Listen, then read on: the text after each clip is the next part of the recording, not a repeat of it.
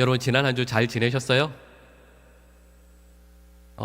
지난 그 주 중에 제 초등학교 동창이 저에게 전화를 했습니다. 저는 한 번도 그 친구에게 연락을 안 하는데 이 친구가 잊을만 하면 전화를 해요. 믿는 친구는 아니거든요. 근데 이 친구가 전화를 해서 저에게 항상 물어보는 내용이 한 주간 뭐 하고 지냈냐입니다. 목사의 삶을 궁금해하는 거죠. 근데 여러분 아시는 것처럼 저는 지난 한 주 동안 뭐 했을까요? 특세 설교하고 특세 준비하고 또 설교하고 준비하고 이렇게 한 주를 지냈습니다. 그래서 그 이야기를 했더니 목사로서의 삶이 참 지루하게 들렸나 봅니다. 이렇게 이야기하더라고요. 야, 너는 도대체 무슨 재미로 사냐? 근데 여러분 이 질문을 여러분들께도 한번 드려볼까요? 여러분 요즘 무슨 재미로 사세요? 뭐 이렇게도 말씀하실 수 있죠. 목사님 요즘에 돈 버는 재미로 살아요. 여행하는 재미로 삽니다. 아니면 맛집 다니는 재미로 살아요. 쇼핑하는 재미로 삽니다.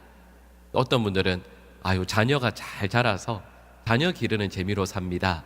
이렇게 말씀하실 수도 있겠죠. 여러분 저 이렇게 보면 저는 어떻게 대답했을 것 같으세요? 제가 그 친구에 이렇게 대답했습니다. 야, 사람이 재미로 사냐 의미로 살지. 여러분 이 반응은 네, 여러분 그건 제가 늘 생각하는 거거든요. 여러분 저는 실은 바둑을 하나도 둘 줄 모르지만 아마 들어서 아실 거예요. 바둑 한 경기를 하면 보통 한 200개 300개 돌을 이렇게 내가 두거든요. 근데 경기가 끝나고 나서 선수들은 복기라는 걸 합니다. 상대방과 다시 앉아서요, 내가 이 돌을 두었을 때 상대방이 어떤 돌을 두고 또 여기에서 내가 어떤 돌을 두었는지 이런 그 많은 수를 다 기억해요. 그래서 정확히 선수들은, 훈련받은 선수들은 정확히 복귀할 수 있습니다. 왜 그렇죠? 그 돌들 중에 하나도 의미 없이 둔 돌이 없기 때문입니다. 그게 의미 있는 삶이라 할 수 있죠. 그럼 저는 지난 한 주간 동안 특별 새벽 기도회를 인도하고 또 준비하면서 그런 것 같아요. 혹시 우리의 기억력이 연약해서 지난 날들을 다 기억하지 못한다 할지라도 하나님께서 저희들의 삶 가운데 특별히 기억하시는 부분들이 있거든요. 근데 그게 뭘까 생각을 해보면 하나님께 어떠한 순간이라 할지라도 감사하는 삶, 감사와 영광을 올려드리는 그 순간을 우리 주님께서 기억해 주시지 않겠습니까? 그리고 그 삶이 의미 있는 삶이라 할 수 있겠죠. 실은 오늘 본문 말씀은 예수님께서 가장 의미 있게 기억하시는 한 사건이자 한 장면이기도 합니다. 왜냐하면 주님을 향한 감사가 가득한 자리이기 때문이죠. 오늘 본문 1절 말씀을 보면 그 배경이 나옵니다. 이 날은 유월절 엿새 전이라고 나옵니다. 그리고 이 말은 예수님께서 또한 십자가에 달려 돌아가시기 6일 전이라는 뜻도 됩니다. 그리고 그 배경 중에 장소는 베다니였습니다. 베다니 뜻이 뭐죠? 가난한 자들의 집, 이런 뜻이죠. 그러니까 우리로 말하면 극빈층들이 사는 달동네라는 뜻입니다. 예수님께서 십자가의 고난을 받으시기 위해서 예루살렘으로 입성하시거든요. 근데 그 전에 먼저 들르셨던 곳이 바로 이 베다니라는 동네였습니다. 근데 그곳에 들렀을 때 예수님께 감사하면서 오직 예수님을 위해 한 가정에서 잔치를 벌입니다. 그 기쁨이, 그 감사가 나 개인으로만이 아니라 가정의 감사가 되고 한 동네 전체의 감사가 되는 장면이 오늘 본문 말씀의 내용이죠. 그리고 오늘 본문에 등장하는 모든 분들은 예수님을 향한 감사로 가득하고 있습니다. 첫 번째 인물이 누구냐면 나사로이죠. 여러분 나사로가 예수님께 감사할 내용이 뭘까요? 죽었다가 4일 만에 다시 살아나지 않았습니까? 그러니까 여러분 나사로는 아무것도 할 필요가 없어요. 그냥 나사로는 그냥 있기만 해도 주위에 있는 모든 사람들에게 기적이죠. 은혜입니다. 아니 죽은 지 나흘 만에 4일 만에 살아나서 우리 눈앞에 버젓이 있거든요. 그것만 해도 놀라운 기적이죠. 근데 여러분 그 나사로가 살아서 눈앞에 누구를 대하고 있죠? 예수님을 대하고 있거든요. 나를 살려주신 분요, 생명의 주이시고 말 그대로 진정한 하나님이신 예수님께서 내 앞에 서 계십니다. 그것만 해도 나사로는 너무 감사하겠죠. 그리고 여러분, 이제 살아난 이후에 나사로의 삶은 덤으로 받은 인생, 주님께 선물로 받은 인생이니까요, 이전과는 전혀 다른 삶을 살아가지 않겠습니까? 그러니까 여러분, 나사로는 예수님께 감사할 것이 말 그대로 흘러 넘치는 분입니다. 근데 실은 저희가 그냥 지나치기 쉽지만 나사로가 예수님께 또 감사할 것이 있습니다. 여러분, 이렇게 질문해 볼까요? 이 나사로가 죽은 지 나흘 동안 무덤에 그 시신이 뉘어져 있었습니다. 여러분, 그러면 나사로의 몸은 그동안 부패했겠습니까? 우리는 이 본문 말씀을 요한복음 11장과 12장 말씀을 쭉 읽어 나가면서 당연히 몸이 썩어 들어갔겠죠 라고 할 수 있지만 여러분, 실은 그렇지 않습니다. 정확한 내용을 이 요한복음에선 생략하고 있어서 저희는 추측을 할 수 있는데요, 그 실마리가 여기입니다. 예수님께서 나사로의 무덤 앞에 서십니다. 그리고 예수님께서 기도하십니다. 죽은 나사로를 다시 살리시기 위해서 예수님께서 어떤 기도를 하셔야 될까요? 뻔하죠. 하나님, 저 죽은 나사로를 어떻게 해야 되죠? 살려주십시오. 혹은 하나님, 저 죽은 나사로를 살릴 수 있는 권한과 능력을 저에게 허락해 주십시오 라고 기도하는 게 당연히 맞겠죠. 근데 여러분, 예수님께서는 요한복음 11장 14절을 보면 이렇게 기도하세요. 아버지, 저의 말을 들어주심을 감사합니다. 이렇게 기도하세요. 여러분, 그러면 저의 말을 들어주셔서 라고 할 때 이 내용은 지금 이 순간이 아닙니다. 시제가요, 과거예요. 그럼 예수님께서 과거에 어떤 말을 하셨겠습니까? 우리가 이미 알고 있는 것처럼 이 나사로가 아프고 그래서 죽을 지경에 이르렀다는 소식을 들었을 때 예수님께서는 이곳으로 곧바로 뛰어오시지 않았습니다. 그곳에서 어떻게 하시죠? 이틀을 더 일부러 지내십니다. 그리고 성경에서는 이렇게 표현해요. 예수님께서 이 이틀을 조용히 지내십니다. 그러면 우리는 이렇게 짐작할 수 있죠. 예수님께서 그 이틀 동안 다른 것 아무것도 하지 않으시고 그곳에서 조용히 지내실 때 무엇을 하셨겠습니까? 당연히 기도하시죠. 여러분, 무엇을 위해 기도하시겠습니까? 예수님께서 나사로의 무덤 앞으로 가서 그를 살리시게 될 때 나사로의 시신이 부패되지 않고 온전히 보존되어서 예수님께서 그를 살리실 때 완전한 모습으로 생명을 되찾을 수 있도록 기도하셨다라고 말할 수 있습니다. 그래서요, 예수님께서 무덤 앞에 서서 그 무덤에 있는 돌을 치우라고 말씀하십니다. 근데 그때 마르다가 이렇게 대답하죠. 우리 요한복음 11장 39절 말씀을 같이 읽겠습니다. 예수께서 이르시되 돌을 옮겨 놓으라 하시니 주여, 죽은 지가 나흘이 되었음에 벌써 냄새가 나나이다. 아멘. 죽은 지 벌써 4일이나 되었습니다. 그래서 이 마르다는 확신하죠. 시체에서 당연히 냄새가 날 것이라고 생각합니다. 여러분, 오늘 말씀을 보면 벌써 냄새가 나나이다, 냄새가 납니다라고 말씀하고 있지만 여러분, 이건 사실은 아닙니다. 이건 확신에 가득 찬 말이죠. 왜냐하면 그 무덤은 이미 돌로 막혀 있고 거리도 꽤 될 것이기 때문에 냄새가 나는 것은 아니었습니다. 그래서 이걸 간파한 여러 영어 성경들은, 예를 들면 NET 버전 같은 경우에는 이 부분을 이렇게 번역합니다. 예수님, 냄새가 날 수도 있습니다 라고 번역해요. 그러니까 이렇게 말씀드릴 수 있죠. 우리는 예수님께서 나사로를 살리신 것만 바라볼 수 있지만 예수님은 나사로를 위해 기도하십니다. 그리고 그의 삶을 보존해 주시죠. 그리고 그에게 은혜를 베풀어 주십니다. 그리고 이걸 알게 되는 나사로는 예수님께 진정으로 감사하고 있는 것이죠. 그리고 나사로뿐만 아닙니다. 마르다와 마리아도 그러하죠. 그럼 이 두 여인이 예수님께 감사할 수 있는 제목이 뭘까요? 오빠 나사로를 살려주셨죠. 여러분, 이것만 해도 감사할 텐데 이 일을 통해서 무엇을 경험하고 고백합니까? 예수님이 하나님의 아들이시요 우리 생명의 주이심을 이 두 여인들은 진정으로 고백하게 됩니다. 그러니 감사한 것이죠. 여러분, 그리고 실은 저희가 지나가기 쉬운 사실이 있습니다. 그게 뭐냐 하면 요한복음 11장 3절 말씀을 보면 나사로가 위중하게 되었을 때 이 두 여인은 사람을 보내어 예수님을 모셔오려고 합니다. 근데 예수님께서 이틀을 거기에서 더 머무시죠. 그리고 죽은 지 나흘이나 되어서 비로소 오십니다. 그때 예수님께서 오신다는 말씀을 듣고 마르다와 마리아가 한 명씩 뛰어가서 이렇게 말씀을 드립니다. 근데 여러분, 그 내용이 똑같습니다.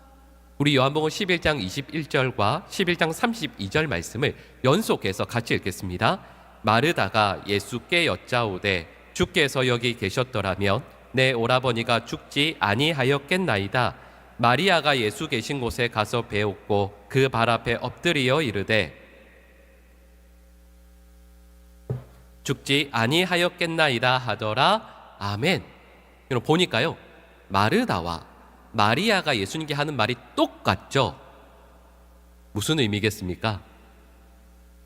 나사로가 죽은 나흘 동안 마리아와 마르다가 고개를 맞대고 예수님을 향한 원망을 쏟아내었다라는 뜻입니다. 4일 동안 똑같이요. 그래서 예수님 앞에 달려가서 했던 말도 그 내용이 똑같은 겁니다. 여러분, 그런데 실은 예수님께서 이곳에 그냥 오신 게 아닙니다. 예수님께서 계신 곳은 저 멀리였습니다. 예수님께서 어디에 계셨냐면, 여러분, 오늘 본문에서는 저희가 읽은 단락에서는 그 내용이 안 나오죠. 근데 이 내용이 요한복음 10장 40절과 1장 28절 두 말씀을 조합해 보면 예수님께서 이곳에 달려오시기 전에 어디에 계셨는가를 알 수 있습니다. 우리 두 절 말씀을 같이 읽겠습니다. 다시 요단강 저편 요한이 처음으로 세례 베풀던 곳에 가사 거기 거하시니 이 일은 요한이 세례 베풀던 곳 요단강 건너편 베다니에서 일어난 일이니라. 아멘. 이런 두 말씀을 이렇게 읽으니까 조합이 금방 안 되실 텐데요. 이런 뜻입니다. 10장 40절은 이 마리아와 마르다가 보낸 사람이 예수님을 만나게 되었을 때 예수님께서 어디에 계셨냐면 세례 요한이 처음으로 세례 베풀던 거기에 예수님께서 계셨다라는 뜻입니다. 근데 지명은 안 나오죠. 근데 그 지명이 어디냐면 1장 28절에 나오는 겁니다. 세례 요한이 처음 세례 베풀던 곳이 어디라고요? 베다니라고 합니다. 이상하죠? 여러분, 그런데요, 요한복음에는 베다니가 두 곳이 나옵니다. 요단강을 기준으로 해서 요단강 동편에 있는 베다니가 있습니다. 그리고 오늘 본문 말씀에 나오는 베다니는 요단강 서편, 그것도 예루살렘 옆에 있는 베다니입니다. 그러니까 여러분, 예수님께서 요단강 동편에 있는 베다니에 계셨어요. 근데 이 사람의 말을 듣습니다. 그리고 이 베다니까지 가시는 것이죠. 근데 여러분, 오른쪽, 그러니까 지도로 보았을 때 오른쪽 베다니에서 서쪽에 있는 베다니까지 그 거리가 45에서 50km 정도가 됩니다. 그런데 여러분, 이 길이 평탄한 길이 아니에요. 요단강 동편에 있는 베다니니까 먼저 어떻게 해야 될까요? 가려면 요단강을 건너야 되겠죠. 그리고 요단강을 건너고 나면 그 다음에 마주하는 곳이 사막 평지입니다. 그 길이 20km 정도가 됩니다. 사막을 통과하고 나면 여리고에서 예루살렘으로 이르는 산악지대를 25km 정도를 올라가야 됩니다. 근데 그 길이 매우 위험해요. 그래서 선한 사마리아인의 비유에 나오는 강도가 출몰하는 그 길이 바로 이곳입니다. 그리고 이곳을 가서 예루살렘에 이르러 다시 베다니까지 걸어가야 돼요. 그래서 이렇게 가는 그 길이 보통 성인 남성의 걸음으로 하면 4일 정도가 걸립니다. 그런데 이렇게 말씀드릴 수 있죠. 예수님께서 이 소식을 듣고 며칠을 유하셨다고요? 이틀을 유하십니다. 아마도 이 사람이 와서 예수님께 소식을 전했던 바로 그때쯤 이 나사로가 죽었다라고 이야기하거든요. 그러면 예수님께서 동쪽 베다니에서 서쪽 베다니까지 실제로 가신 그 시간은 며칠이 걸립니까? 이틀입니다. 그러니까 이 말은 예수님께서 제자들을 이끌고 그 길을 뛰어가셨다라는 뜻이에요. 황급히 뛰어가셨다라는 뜻입니다. 그리고 좀 전에 말씀드렸던 것처럼 예수님께서 소식을 들었을 때쯤 이미 나사로는 죽었습니다. 그러니까 마리아와 마르다는 예수님을 너무 성급하게 원망한 거예요. 그리고 또 하나가 있습니다. 예수님께서 제자들에게 베드로가 죽은 지 이틀쯤 되었을 때 비로소 말씀하세요. 얘들아, 나사로가 죽었다. 죽은 것이지만 실제로는 죽은 것이 아니라 잠을 잔다. 네, 우리 베다니로 가자. 이렇게 말씀하십니다. 근데 그때 제자들이 이렇게 대답합니다. 우리 요한복음 11장 8절 말씀을 우리 같이 한번 읽어보겠습니다. 제자들이 말하되 랍비여 또 그리로 가시려 하나이까? 아멘. 제자들이 예수님을 만류해요. 왜요? 거기로 가는 게 위험하기 때문입니다. 요단강 동편에 있는 베다니로 온 게 그냥 온 게 아니에요. 너무 위험하기 때문에 이곳으로 잠시 피신한 겁니다.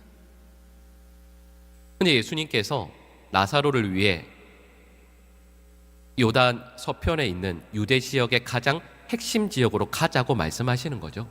그러니까 제자들이 만류할 수밖에 없습니다. 예수님, 가는 것은 너무 위험합니다. 안 가면 좋겠습니다라고 말하는 거죠. 여러분 한번 생각해 보세요. 예수님께서 무덤 앞에 서서 나사로를 살려주셨습니다. 그런데 그 이후에 예수님의 제자들을 통해서 마르다와 마리아가 이 내용들을 다 듣게 되겠죠. 어떤 과정들이 있었는지, 예수님께서 어떤 표정과 마음으로 달려오셨는지, 예수님께서 어떻게 기도하셨는지,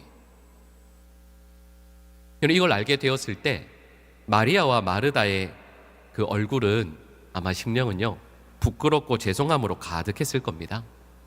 근데 여러분 또 아시죠? 좀 전에 읽었던 말씀처럼 마르다가 또 마리아가 예수님 앞에 엎드려서 원망했을 때 예수님은 한 번도요 그들을 책망하지 않으세요. 마르다에게도 또 마리아에게도 오히려 은혜와 생명의 자리로 이들을 초대하시죠. 부활이요 생명이신 예수 그리스도를 믿을 것을, 그러면 영원히 살게 될 것을 그들에게 말씀해 주십니다. 여러분, 그래서 이 가정에서 예수님께 너무 감사해서 잔치를 벌이는 거예요.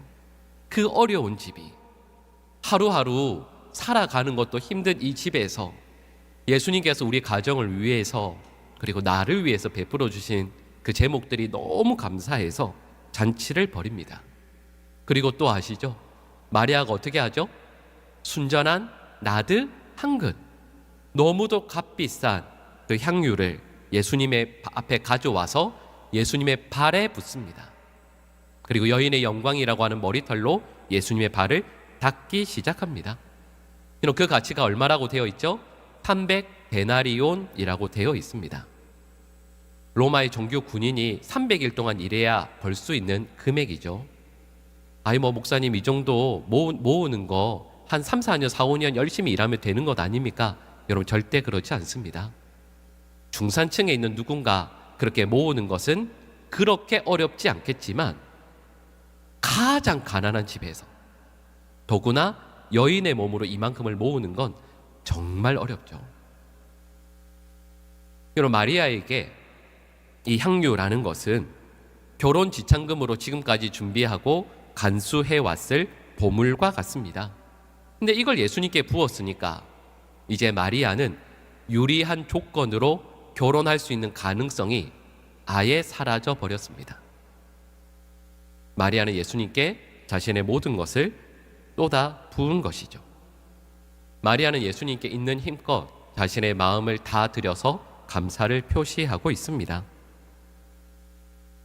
여러분, 제가 지금까지 나사로, 마리아, 마르다, 이 세 사람 혹은 이 가정의 감사의 제목들에 대해서 말씀드렸어요. 나는 알지 못했거든요. 내가 기대했던 방법으로 예수님께서 은혜를 베풀어 주신 것도 아니거든요. 그런데 나의 이해 저 바깥에서 예수님께서 일하시고 사랑을 베풀어 주시고 도우시고 함께 해주셨다라는 것을, 그리고 이 순간 놀라운 생명의, 영원한 생명의 영광을 보게 해주시고 믿게 해주셨다는 그 감사 때문에 이 가정은 주님께 온전히 감사를 올려드리고 있습니다. 여러분, 그리고 이 자리에 함께한 다른 사람들도 있죠. 예수님의 제자들입니다. 예수님의 제자들도 감사할 게 너무 많죠.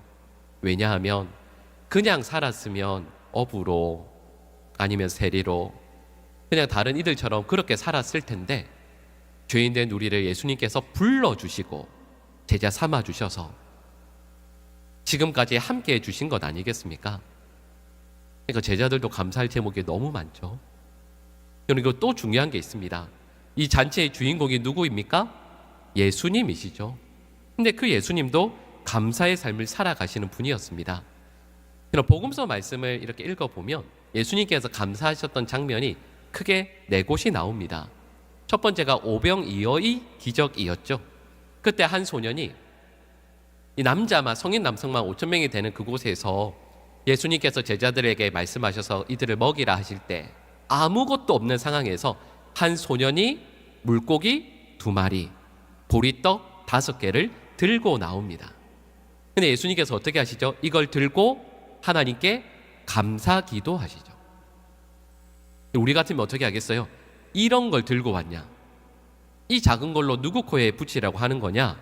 라고 할 수도 있을 텐데, 예수님은 그 작고 부족한 것을 들고 하나님 앞에 감사하십니다. 예수님의 두 번째 감사가 마태복음 11장 20절 이하에 나와요. 예수님께서 가장 큰 기적들을 행하셨던 곳이 이는 어디죠? 고라신과 벳세다였습니다. 근데 예수님께서 가장 큰 권능들을 행하셨음에도 불구하고 이곳의 사람들이 예수님께로 돌아오지 않습니다. 회심하지 않아요. 이걸 우리는 뭐라고 이야기하겠어요? 사역의 실패라고 할 수 있지 않겠습니까? 근데 예수님께서 그 순간 서서 이렇게 기도하십니다. 세상에 지혜롭고 슬기 있는 자들에게는 하나님의 뜻과 권능을 숨기시고 어린아이들과 같이 연약한 이들에게는 나타내어 주심을 감사합니다 라고 기도하세요. 실패, 그리고 부족함, 연약함 앞에서 예수님은 감사하십니다. 그리고 세 번째 감사가 오늘 본문과 연결된 그 사건에 나와요. 말씀드렸던 것처럼 나사로의 무덤 앞에 서서 기도하십니다. 그때 감사하시죠. 예수님의 눈앞에 있는 것이 무엇입니까? 무덤, 실패, 죽음이잖아요. 근데 그 앞에서 예수님은 감사하십니다. 그리고 네 번째 감사가 저희가 지난주에 살펴보았던 십자가를 앞두고 예수님의 몸을, 예수님의 피를 내어주시는 성만찬을 제정하시면서 하나님께 감사하십니다. 여러분, 그러면 우리는 여기에서 이렇게 말씀드릴 수 있죠. 예수님께서는, 이 감사의 자리의 주인공 되시는 예수님께서는 고난, 두려움, 실패, 위기, 좌절 앞에서 늘 감사하신 분이라 말할 수 있습니다. 그러니까 여러분, 이 장면을 묘사하면 어떻게 묘사하시겠어요?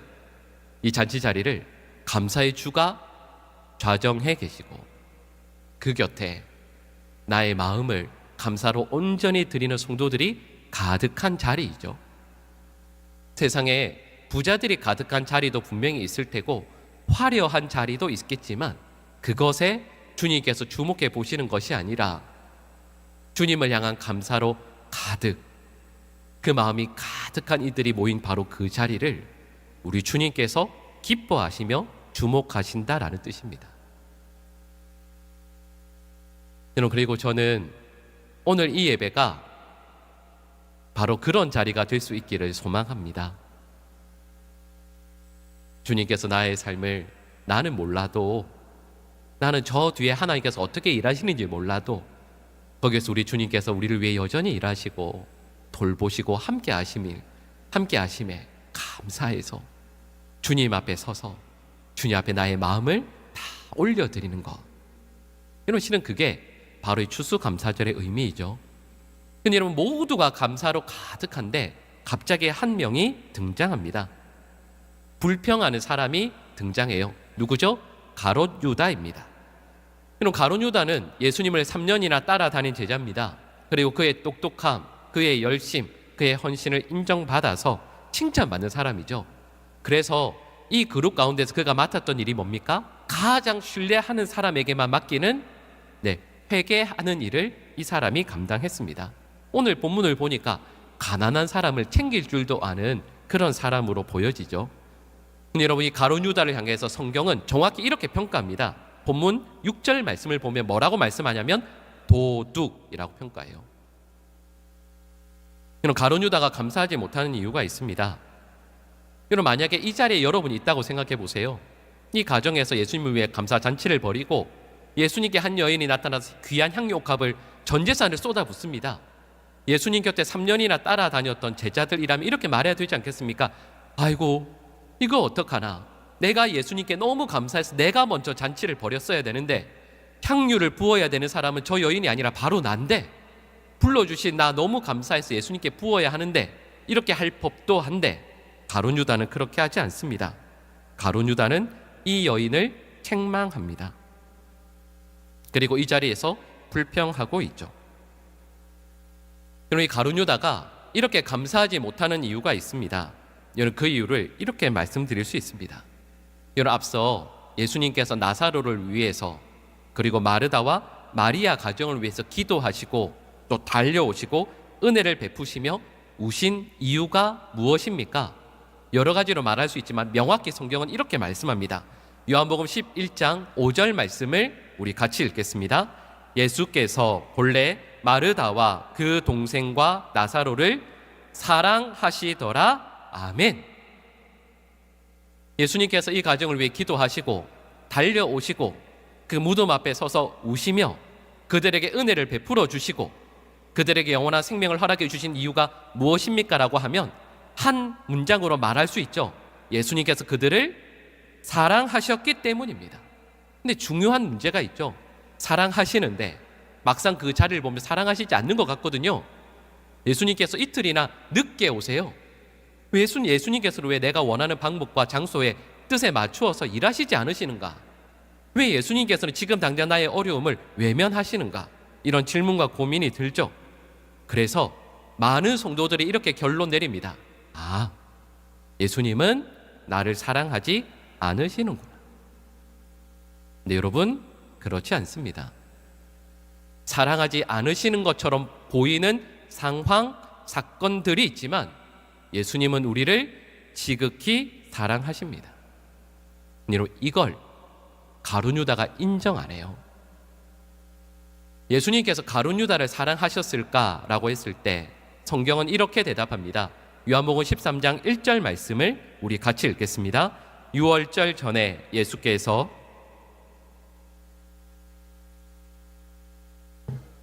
세상에 있는 자기 사람들을 사랑하시되 끝까지 사랑하시니라. 아멘. 여러분, 여기에서 자기 사람이라고 표현된 여기에 속하는 이들 가운데 가룟 유다가 없었겠습니까? 그렇지 않습니다. 가룟 유다를 사랑하셨기에 그를 성만찬의 자리로 초대하세요. 그리고 그의 발을, 그의 죄가 씻겨지기를 간절히 기도하심으로 그의 발을 씻겨주십니다. 예수님은 가룟 유다를 사랑하셨습니다. 그래서 마지막 그 순간까지 기회를 주셨죠.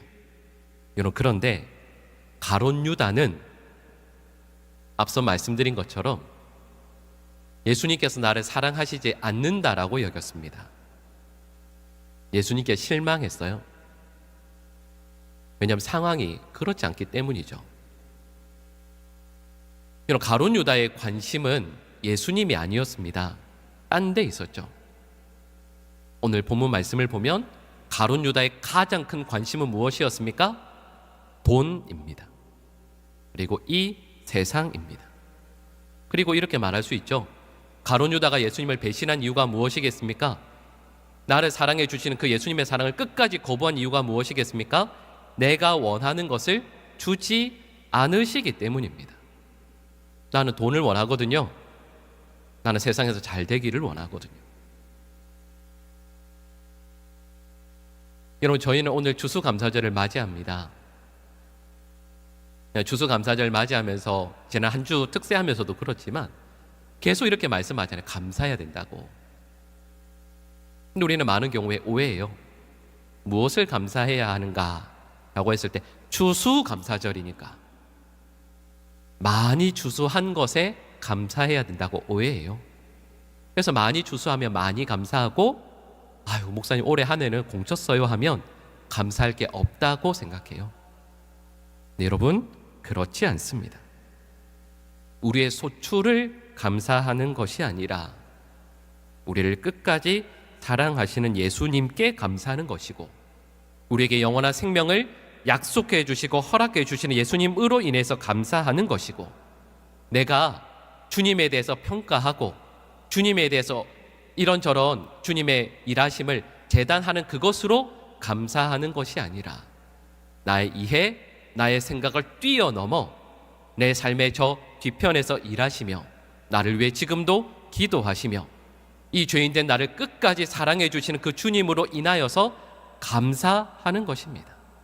그래서요, 추수감사절은 내 손에 쥐어진 소출뿐만 아니라 주님께서 나에게 베풀어 주신 은혜, 나와 함께 하시는 그 은혜, 나에게 앞으로 베풀어 주실 영원한 삶과 생명까지도 가득 안고 주님 앞에 나와 감사하는 날, 감사하는 절기가 바로 오늘인 것이죠. 우리 모든 성도들의 삶에 이 감사가 충만할 수 있기를 간절히 축복합니다. 오늘 본 말씀의 주인공인 마리아, 마르다, 나사로 집안에 이 가정에 감사가 가득했던 것처럼 아직 그 일들이 눈에 보이지 않고 이해가 안 되어도요, 주님께서 우리를 지극히 사랑해 주셔서 일하시고 역사하시고 함께 하시고 도우심을 감사할 수 있고요. 그래서 그 감사가 날마다 우리의 심령에 차고 흘러넘쳐서 우리 곁에 있는 이들도 감사로 인하여 행복할 수 있고, 또 우리 교회가 주님 앞에 늘 감사하는 참으로 복되고 귀한 아름다운 교회 될 수 있기를 간절히 축복합니다. 기도하겠습니다. 저에게 모든 것 베풀어 주시고 저의 삶을 붙들어 주신 주님께 감사하는 우리 모든 하나님의 백성들 되게 하여 주시옵소서. 혹시 한 해 동안의 소출이 적었다 할지라도 그것 때문에 속상해하고 그것 때문에 주님께 드린 감사가 적은 인생이 아니라 하나님, 어떤 순간 자리에서도 저의 감사가 저의 심령, 저의 영혼에 날마다 가득 차고 흘러넘치는 하나님의 백성들 되게 하여 주시옵소서. 예수님의 이름으로 기도합니다. 아멘.